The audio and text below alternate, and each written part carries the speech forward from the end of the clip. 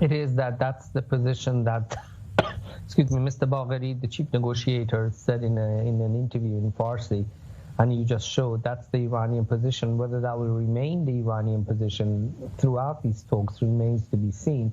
But that's the opening position. And we know, Jonathan, in many of the negotiations, people have an opening position. Sometimes they take a hard stance in order to show that they're serious, in order to strengthen the negotiation hand. And this seems to be the situation. Let's hope that Iran does not do other things, such as enriching uranium up to even higher levels than 60% in order to try to push the Americans to meet their demands. But this is a long road. We are at the beginning of it, and we'll have to wait and see how Ayatollah Khamenei calculates the pressures from within and from outside of Iran, and whether they will lead to any softening of the Iranian position. Maybe the Iranians are already getting some of what they wanted, because we're hearing reports, again, not confirmed or anything, saying that the Russian delegate is saying that the U.S. is willing to take off sanctions as long as the Iranians go back to the path of the JCPOA, maybe showing that Iranians are getting at least somewhat their way? Well, Jonathan, I'd caution against these unconfirmed remarks. I mean, sometimes some trial balloons are sent up by such statements in order to see that if they actually happen, if a proposal such as this were to happen, what would be the reaction? And they try to gauge the reaction before actually presenting such proposals. This could be one of the reasons why the Russians have made such a remark. But let's just take the scenario of perhaps an interim deal. Iran, for example, it caps enrichment at 5%, and in return America removes some of the sanctions. And meanwhile, both countries can use such an interim deal to work out a final deal. This would not be bad for Israel, Jonathan. Please let me take you and your viewers back in November 2013, when there was a interim agreement between Iran and the United States and the rest of the P5+1, which allowed both sides to work out the final deal, which was the JCPOA. The government of Israel came out strongly against it. First of all, it didn't stop the Iranians. It didn't stop the P5+1. It led to our own isolation. And at the end, the deal, which as we know today, was not such a terrible deal as some people portrayed. So what I'm saying is that, excuse me, if at the end of the day there is an interim deal, let's not be too hasty to judge it as something negative. Well, always interesting things can happen there in Vienna. Mayor Javedan Far, Iran lecturer from the Reichman University, thank you very much for joining us. Thank you.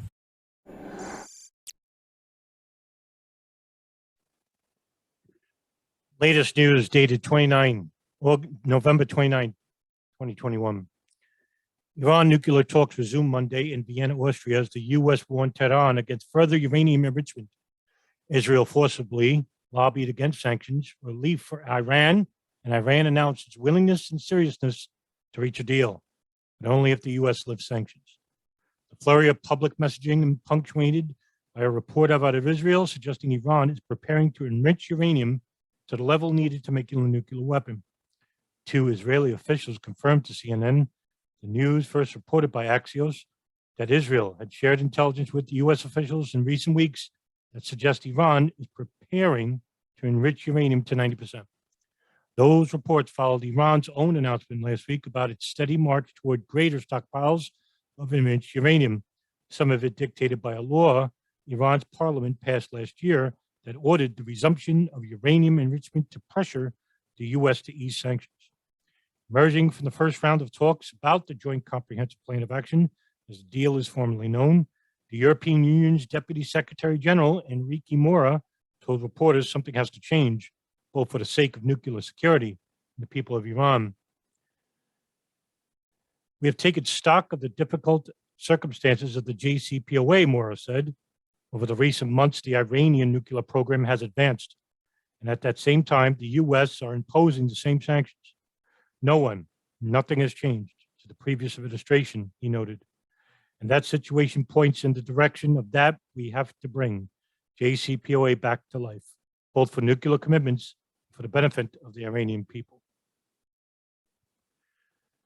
Iran's foreign ministry spokesman, Saeed Kazabedeh, said Tehran is willing to get on the right track to reach an agreement. The other side shows the same willingness. Kazabeda told a news conference in Tehran, the government has shown its willingness and seriousness by sending a quality team known to all. If the other side shows the same willingness, we will be on the right track to reach an agreement. The two Israeli officials told CNN that Israel has shared information about Iran's activities with the U.S. in recent weeks, leading up to Monday's resumption of talks, which had stalled after 6 rounds of negotiations for almost 6 months. The European Union of France, Germany, China, and Russia are meeting directly with the Iranians without the U.S. in the room. U.S. diplomats are participating indirectly, meeting with allies afterwards to learn what was discussed and weigh in with their positions. It's not clear if the new Israeli report will complicate matters. Israeli intelligence suggests that Iran is taking technical steps that would allow it to enrich uranium to 90% purity. Iran has been openly pursuing efforts to increase its stockpiles of enriched uranium. In an apparent effort to gain leverage in Vienna, Iran announced on Friday that it had grown its stockpiles to 20% enriched uranium, just days after announcing that its stock of 60% enriched uranium has grown to 66 pounds. According to the Arms Control Association, enriching uranium to 20% constitutes about 90% of the necessary work to enrich to weapons grade. Iran's uranium enrichment was limited under the nuclear deal, which then President Donald Trump pulled the U.S. from in May of 2018. Now, as Iran's stockpile grows, the Arms Control Association says that Iran's breakout time, the time it would take to produce enough enriched uranium for one bomb, decreases. The association estimates that Iran's current breakout time is likely about a month, down from 12 months when the nuclear deal was fully implemented. But it's not clear Iran has the other infrastructure needed to build a bomb, and Iran has consistently said it is not aiming to build a nuclear weapon.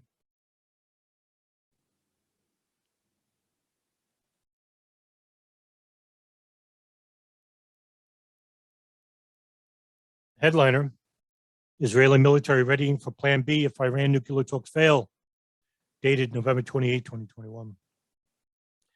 Israel's military is continuing to develop its ability to conduct a military strike against Iran's nuclear program should circumstances demand it.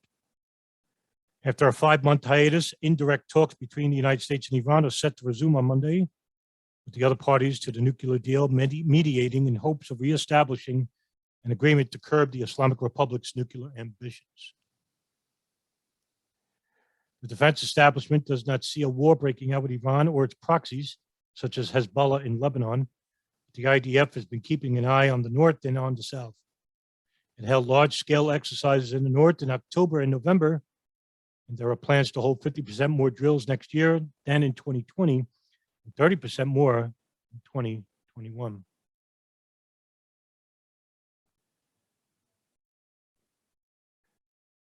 Following the signing of the Abraham Accords, the IDF has also begun conducting drills with Gulf Arab states.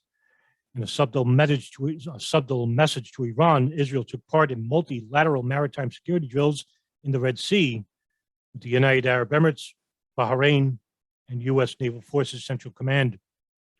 The drill in early November was the first of its kind and showed what kind of naval coalition Israel might join should there be military action against Iran. It is exciting to see U.S. forces training with regional partners to enhance our collective maritime security capabilities. Vice Admiral Brad Cooper, commander of Naval Forces Central Command.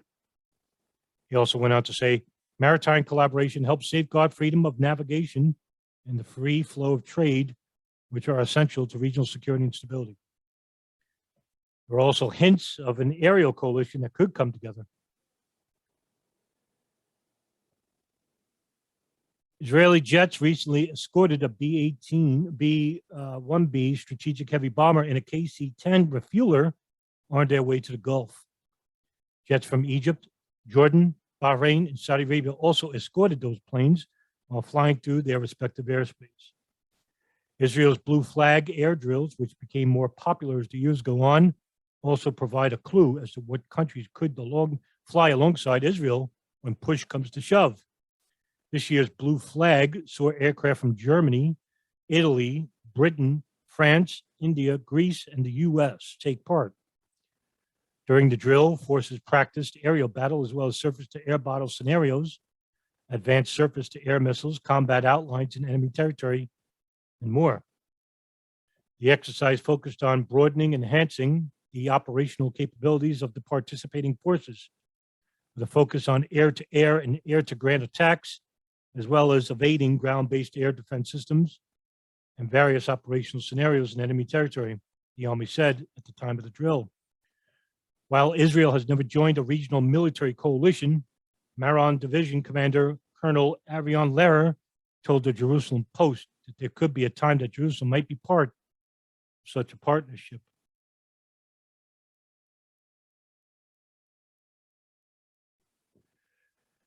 The drill, he said, wants to strengthen with Israel's main ally and the Marines, who are a significant force in the U.S. military with whom we have a lot of shared interests. The United States always fights as a coalition, and it could be that we will be part of a future coalition. We, as an army, have to do everything we can to be ready for a future conflict. We see the Americans as a strategic ally, and there could be a time when we will work and fight together. While Israel's diplomats are working around the clock to influence the United States, the UK, and France on the Iran talks, Defense Minister Benny Gantz said that the best case scenario would be a deal that not only focuses on uranium enrichment, but also on Tehran's ballistic missile program and its regional hostility. Gantz went on to say, concerning Iran, we must influence our partners and have ongoing discussions with them.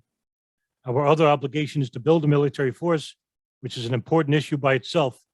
I ordered the military to improve its force buildup in parallel to our discussions with our strategic partners.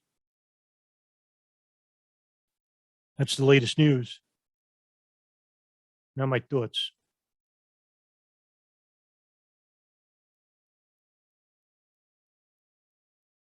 The problem that we're facing as a people is that we're allowing people who have no intentions of continuing the peace. And it's not through their own desires and agendas, it's from others. And when you're led by a coalition of not just the military, but by corporations such as Raytheon, Boeing, LG3 Technologies,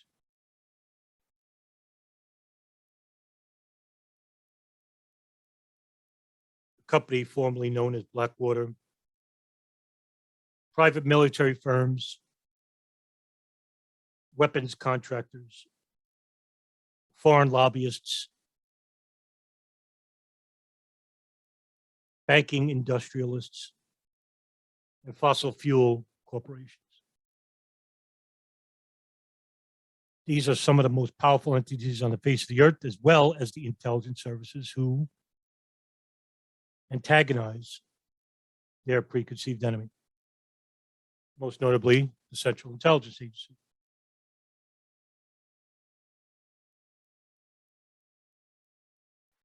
The International Atomic Energy Association, as of February of 2019, certified that Iran was still abiding by the International Joint Comprehensive Plan of Action. But when Trump withdrew from the agreement, the IAEA stated that Iran had breached the agreement as well. And that's only because the United States imposed sanctions on them. This is meant as to antagonize, to push a country into committing a action. Saul Alinsky once said, and one of my favorite quotes is, the action is in the reaction. When you impose economic sanctions, it is a declared act of war. And the sanctions are meant to cause discord within a country. It works sometimes. It's how they destroyed Iraq through the first Gulf War, which led to the deaths of approximately 500,000 men, women, and children. Most of the men were old, sick. They could not get proper medical care. In which Iraq was no longer a military force. The country suffered from within. It became weaker. The people than trying to get out from under this horrific condition that they're in, then causes discord within the country. And many people became quite dissatisfied with Saddam Hussein, even though it was not his fault. Iran probably will survive the economic sanctions. And then the next step would be for the United States to commit to the last stage, which is a false flag, a precipitation of act that is not at fault of Iran.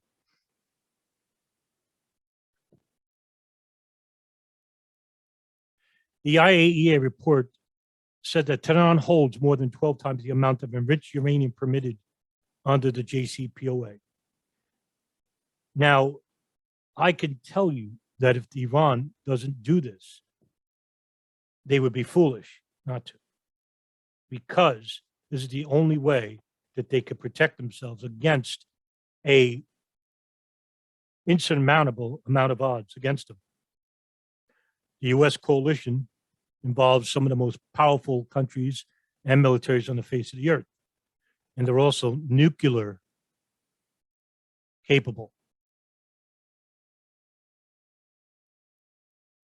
It's what Iraq didn't have, or Afghanistan, or Syria, or Libya, or Yemen. That's why we don't go to war with countries that have nuclear weapons, because they could protect themselves.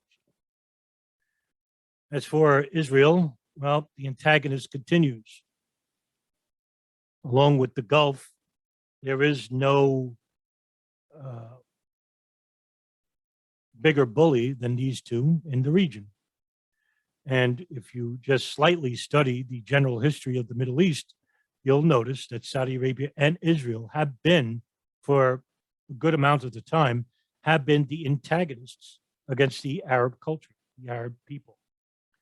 Now, this is not to say that this is a condemnation of Israel as a country or Saudi Arabia as a country. However, their governments certainly are immoral. And this is not anti-Semitic or anti-Islamic to say.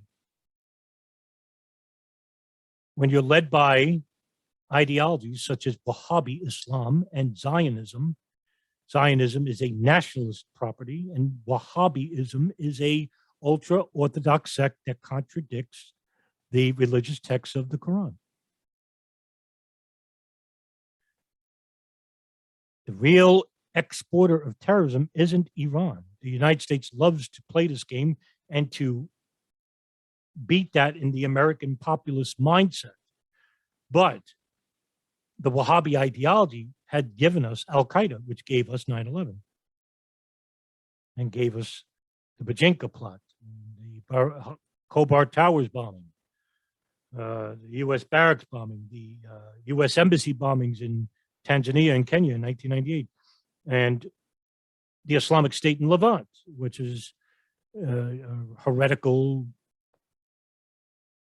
jihadist group that has committed a complete amount of atrocities in Syria, Libya, and even to some extent the United States with these lone wolf attacks.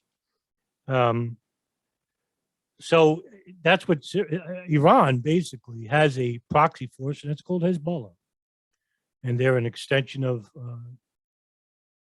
Lebanon. The Shia minority of Lebanon, Syria, and Iran are not considered a threat to the global community at large. They're only a threat to the two countries that have difference of theological opinions and political opinions, which have now reached extreme levels of disagreement. But that's not the American people's prerogative. A war with Iran would not serve to the benefit of anyone except the military industrialists, the fossil fuel benefactors and CEOs, the weapons industrialists, fossil fuel industrialists and CEOs, as well as Saudi Arabia, the Gulf, and Israel. The United States would basically extend its military expansionism out of the Middle East into Southeast Asia and into all of Persia, and then regulate the oil fields which are north of the country, and it's the Caspian Sea. That isn't just the reason. Saudi Arabia wants to become the Islamic power. And Iran is basically that formidable enemy because they're the largest Shia majority in the world. Even though Shia Muslims make up approximately 11% of the Islamic community as a whole, with the rest being Sunni, or a large majority of it. The American people will need to stop concentrating on the division which is given to you by the TV and the media regarding the Rittenhouse trial, Arbery, racial divisions between Fox and CNN.